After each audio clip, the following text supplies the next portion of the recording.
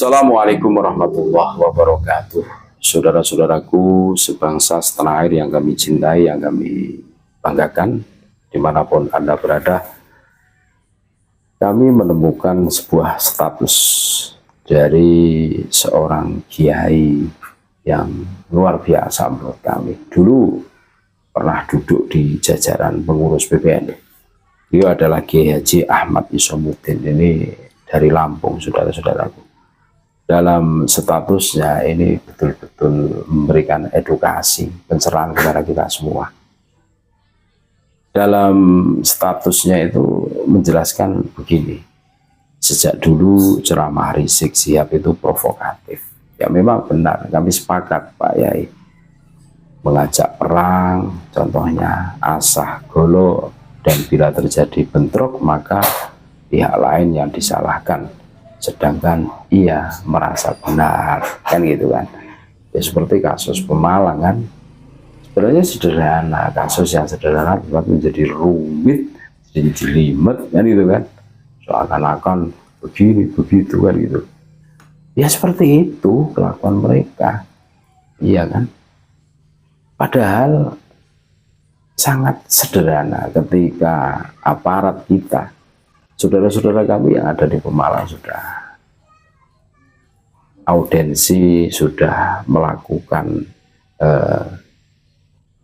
menyampaikan keberatannya atas kehadiran sang provokator ini, si Rizik Syihab ini kan. Tetapi aparat seakan-akan terpenjara atau tidak berdaya untuk melawan itu semua, sehingga terjadilah chaos yang mengakibatkan banyak korban gitu loh.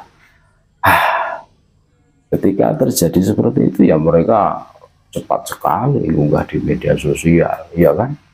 Wah, seakan-akan tertolimi, seakan-akan diserang, padahal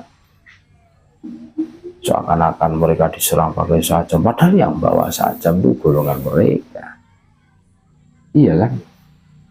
Ini kan playing victim. Dan ini terbukti dari rekam jejaknya orang ini, si Rizik ini loh maksudnya. Itu dari dulu ya seperti itulah. Ini bukan rahasia umum. Makanya tugas para kiai-kiai, ulama-ulama itu mencerdaskan. Ya seperti Kiai Haji Ahmad Isomuddin. Ini luar biasa, berani beliau speak up, walaupun lewat media sosial, lewat statusnya. Ini sebuah bukti realita yang tidak bisa dibantah oleh mereka. Iya kan? Ini fakta, banyak buktinya. Bagaimana rekam jejaknya si Rizik ini. Nah, masa orang seperti itu kok masih diberi panggung, kan gitu kan? Pertanyaannya apakah orang pribumi Nusantara ini kekurangan stok yang lebih mengademkan, lebih menyejukkan, lebih membawa kemanfaatan, kemaslahatan bagi umat, kan gitu. Kayak tidak ada orang lain gitu loh.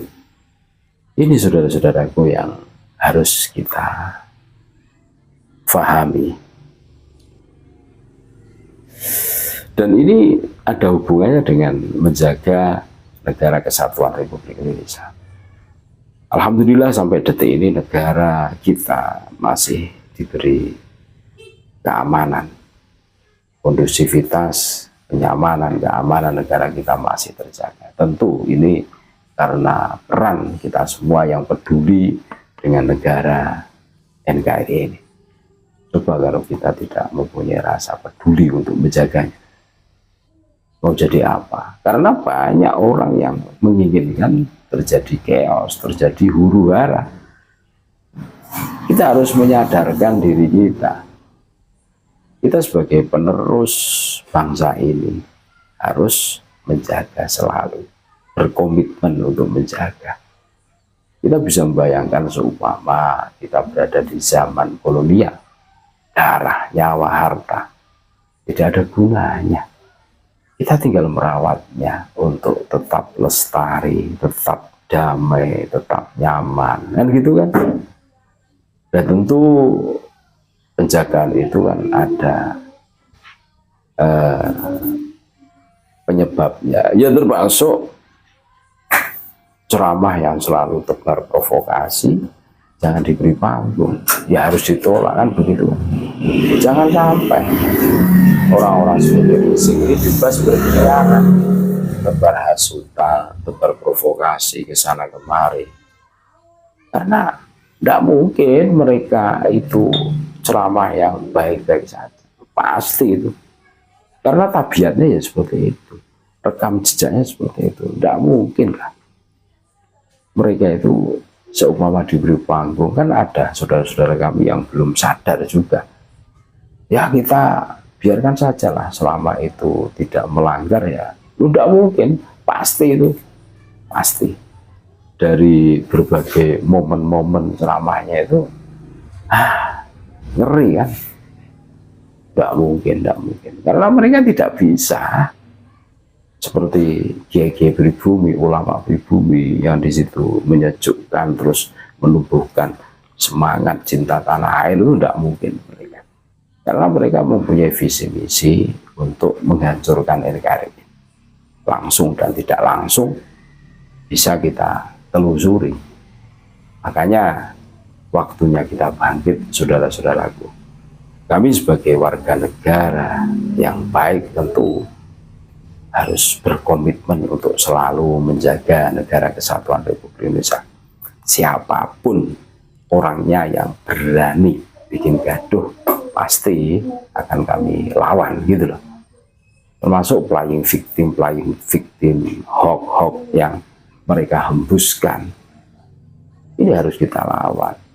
Kalau kita diam di zona aman dan nyaman, apakah kita tidak berpikir ulang bagaimana nasib generasi muda kita, anak-anak kita yang terus-menerus dicekoki oleh sesuatu yang tidak sesuai dengan data dan fakta.